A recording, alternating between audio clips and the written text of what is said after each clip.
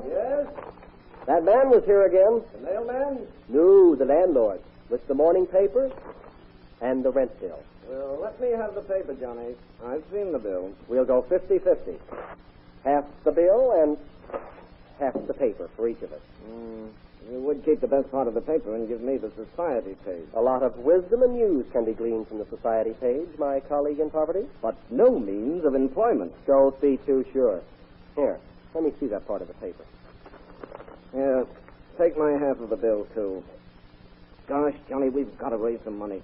Our landlord is going to get tired one of these days handing us the bill, and he'll throw us into the street. It's all very well for you to but I assure you, being thrown into the street here in Venice is nothing to at. You've got to be a good swimmer to pick yourself up. Yeah. Paul, listen to this. As far as my guidebook Italian permits, I make out that Miss Eleanor Malfi, whose father owns half in New York and has a mortgage on the other half, has come to Venice to spend a few weeks. Isn't that just something or other? And that European playboy, Prince André Pierre-Edouard de Vigne, is planning on making his first pilgrimage to the city of gondolas. You don't say so. The two of them ought to get together. Ought to? Yes. Paul, my lad, they're going to. And we're the boys who are going to arrange it. Come along.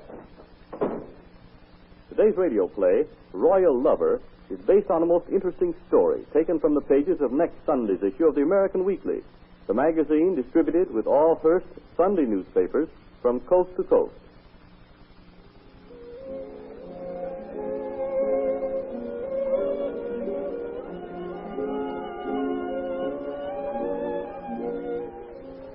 We're taking an awful chance, Johnny. Why? Prince André hasn't arrived in town yet. Yes, but someone may know what he looks like. Well, what if they do? Didn't I get every picture available of him?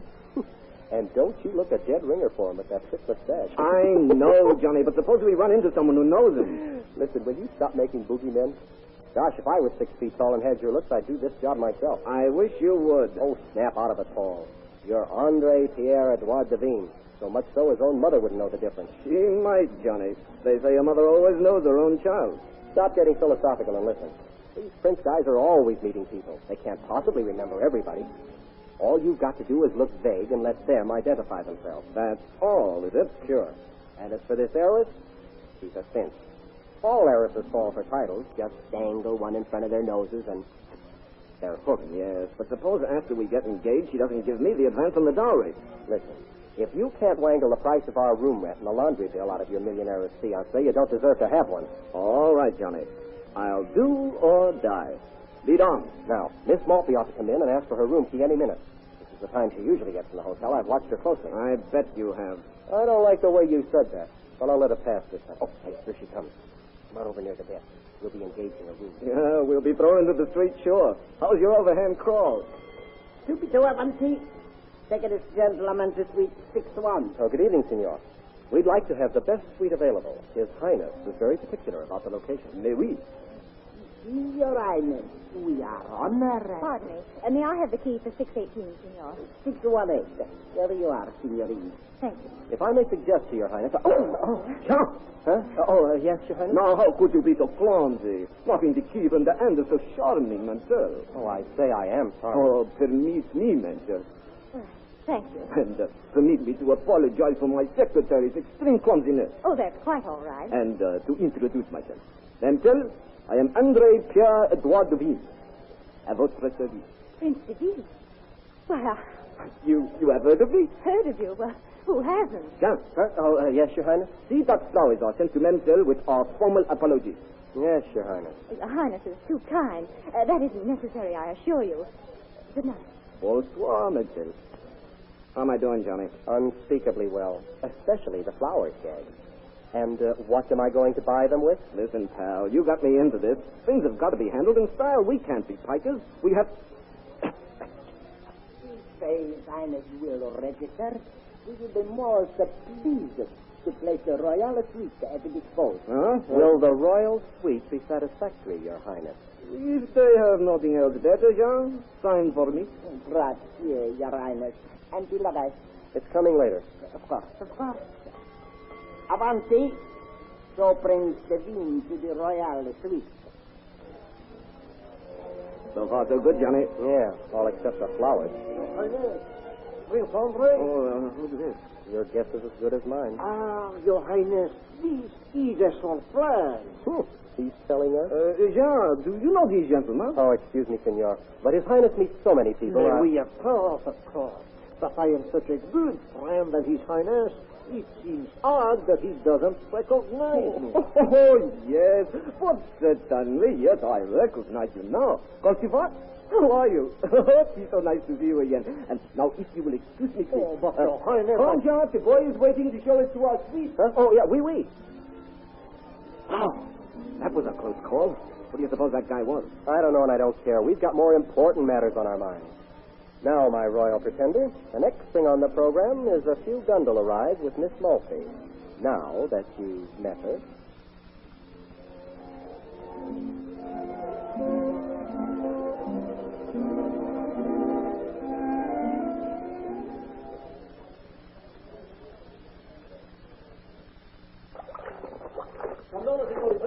That's my gondola, Signor. I am one of the best gondolieri in all the world. My gondola, Signor. It is for the signorina to decide, gondolier. Which do you choose, Elinor? I think this one will be nice. I like his handlebar mustache. Ah, mille grazie, signor. Handlebar mustache? Yes, that's what I call that kind. It looks just like the handlebars on a bicycle. Oh, that is good. Like a bicycle. Oh, Your Highness, good evening. Mademoiselle? Well, monsieur. May I have a word with Your Highness? Please. I must beg you to excuse me, monsieur. This lady and I are going for a ride in this gondola. Get in, Elinor. All right. Oh, careful, Signorina.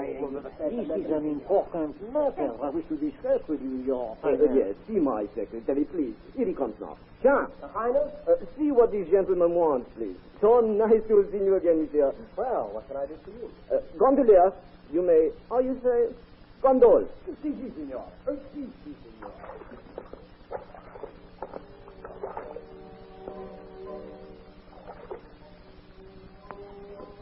What a lovely night. You make it lovely, Elinor. Your Highness, I want to... This is my first pilgrimage to Venice. And I shall always remember it because of you. Oh, Your Highness, you shouldn't say such things. Why not? I mean them from the bottom of my heart. Oh, you are sweet, Your Highness. But, Ines, must you always address me so? well, isn't that the correct way to address a priest? Oh, yeah, but it is so formal. Call me Andre. Andre. Ah, she's music when you speak in her, Elinor. As nice as that we're hearing across the water now? Much more nice. Oh, it couldn't be. That's lovely. Can't we just drift around here and listen? Oui, but certainly. Gondolier!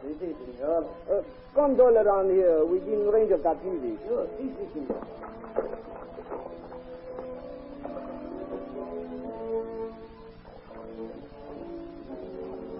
How can I look at anything but you? Andre, I must tell you. I cannot keep silent any longer. tell me what, Andre. I love you. What? I am mad about you. I love you. Oh, no. No, you can't. Not me. Are you trying to tell me with whom I am in love? For days I have thought only of you. Talked only of you. And Lord, I tell you, I love you. Say that again. Again and again and again. I love you. I love you.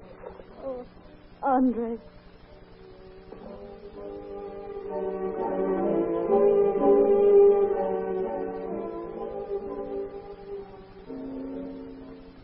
Oh, but you mustn't. This is wonderful, but it's madness. Then the madness is not all on my part. You love me? Please, Andre. Oh, answer me, darling. Make me the happiest man alive. Oh, Andre, I shouldn't, but I do. Elinor, my darling.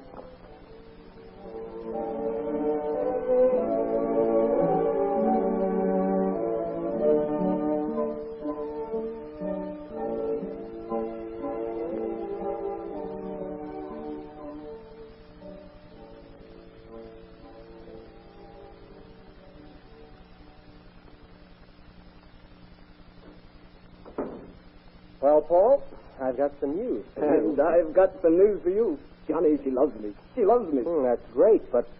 Is that all you've got to say? Yeah, the way things are. Oh, I know what you mean. Eleanor is in love with the title, not with me. So, you see, Paul... Yes, I see, all right. You told me all you had to do is to dangle a title under the nose of an heiress, and he'd be hooked. Well, that's right, but now... But now you're wrong. As a matter of fact, I'll bet the title's standing in the way.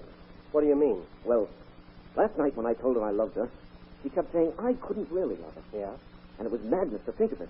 And although she shouldn't, she did love me. Well? There's only one explanation.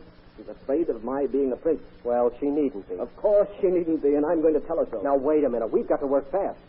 I'm going to work fast, all right. I'm going right down and confess I'm no prince and ask her to marry me just the same. Maybe you won't have to tell her now. Well, what do you mean? I said I had some news for you. Oh, well, you'd better sit down. You need to. What's the matter? Have we been thrown out of the hotel? No, but we soon will be. Why? Do you know who our unknown friend is, the one you wished on me last night? Probably the prince's brother-in-law. Who is he? Oh, he's closer than that. He's his royal nibs himself. What? That's what. And he said he would see you this morning. Whoa. Hey, wait for me. Where are you going? Downstairs.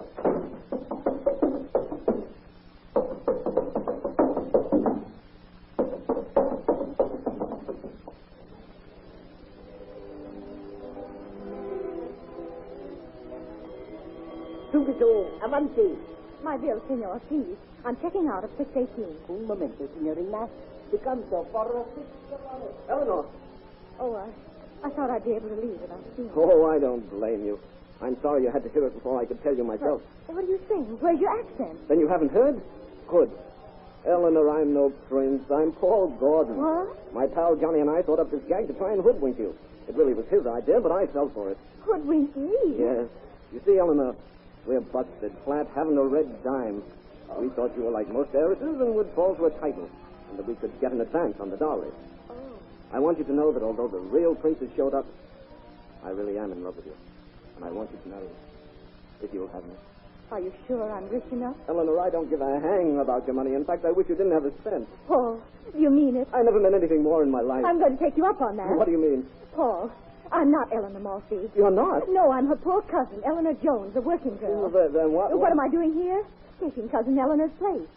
She decided to go to Switzerland, and rather than cancel her reservations, she let me have them. Nobody knows me anyway, so I didn't even bother to use my own name. Oh, darling. Peter, the prince. The prince. What? Excuse me, Your Highness. Oh, Prince, I'm terribly sorry. Yeah, he's terribly sorry. No, moment. You've kept these front off me ever since you have run. Now, I can explain everything, Prince Devine. Someone there here. What? How much is this worth to have you impersonate me for another week?